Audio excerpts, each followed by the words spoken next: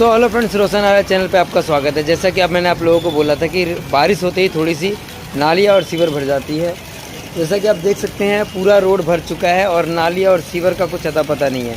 ऐसे में अगर कोई सीवर खुला हो तो किसे पता चलेगा कि हाँ सीवर बंद है या खुला हुआ है, जिसकी वजह से बच्चे गिरते हैं या लोग बाइक वाले गिर जाते हैं। गड्ढों का कुछ पता नहीं चलता रोड पर। तो ऐसे में लोग क्या करें? अगर सरकारें इन व्यवस्थाओं पर ध्यान नहीं देगी तो कौन ध्यान देगा।